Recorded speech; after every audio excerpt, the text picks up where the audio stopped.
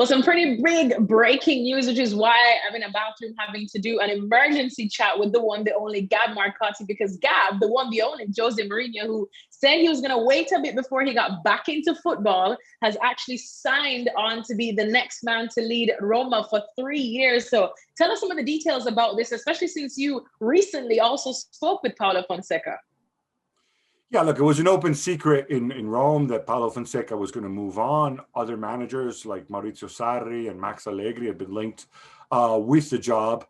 Nobody, I think, would have expected Jose Mourinho because, Alexis, 15 days. It's been 15 days since he was replaced at Spurs by Ryan Mason. And that can really only mean one of two things. Either they were talking before, but I really don't expect that because not with Daniel Levy snooping around, or this was just some kind of instant love at first, let's say, kind of like when you draw up your list, oh, I'll never get to date this incredible person, but you never quite know because they're taken. And then all of a sudden they're available and boom, you take the plunge. And Gab, but what does this mean for Roma now? Because as you said, it's been 15 days. That's not necessarily enough time to, I suppose, rejig the current impression of Jose Mourinho. We know that the Jose Mourinho of old is a top manager, but after Real Madrid, after Man United, after leaving Spurs, everyone was asking if he still is the special one. So what kind of a man are Roma getting now? And probably what would explain their thinking behind this hiring? I have no idea. You know what? Every time after every job, right, since he left Real Madrid, under a cloud, after every job, we kind of went out and we said, okay, well, you learn more from defeats than failure. And he's a clever guy. He will have learned, he will have tweaked, he will have kind of kept up with the times, tweaked his style of management, his personal relationships. And then, you saw what happens with Chelsea. He goes back to Chelsea, he wins a title, and then he has a massive falling out and, he gets angry at Eva Carnero and nearly, leaves them hovering near the relegation zone. United fans know what happened at United. It's all smiles and Pogba and Zlatan and all this stuff. And then he leaves slamming the door, the culture at the club and Luke Shaw and Pogba, this and that. And then, he goes to Spurs and it's the greatest training ground and the greatest club and the greatest organization and setup he's ever been in. And, they would have finished last season second had it not been for COVID, had he been there all year, whatever he said. And then again, and he's sacked again. I genuinely don't know. And I think the curious thing is also, of all clubs, Roma, who not only is a style, he has zero in common with Paulo Fonseca, apart from the fact that they're both Portuguese, a very different style of play. But, also you're taking on a club that, right now, what they can afford financially is going to be limited.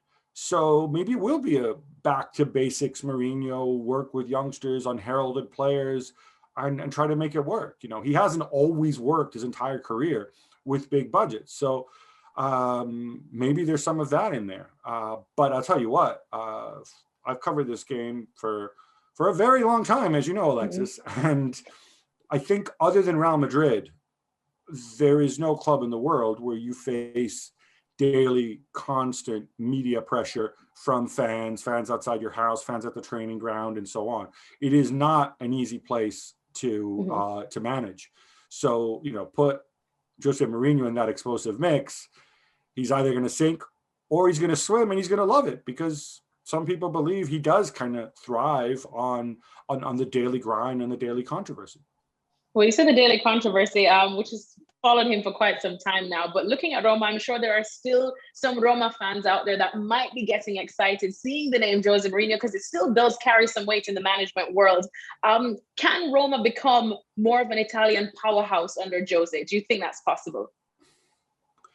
Look, in the modern game where there is such a gap between the 10, 12 super clubs, where Roma could be but are not, and everybody else, I think that's a really, really big ask. A club like Roma have to be smart. They're not as big as their fan base. When they start doing well, they can pack 60, 70,000 in the Stadio Olimpico, no problem. They've done that before. But, you have to get that positive momentum. He's not going to have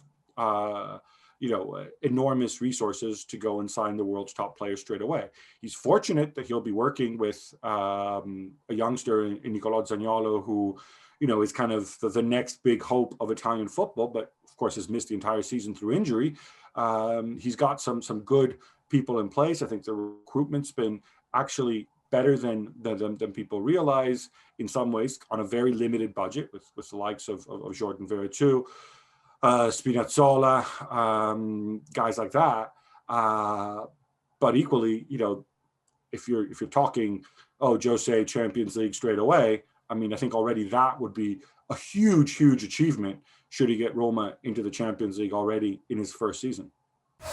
Well, thank you very much for watching ESPN on YouTube. For more sports highlights and analysis, be sure to download the ESPN app. And for live streaming, premium content, and let's not forget as well, ESPN FC 7 days a week. Subscribe to ESPN Plus.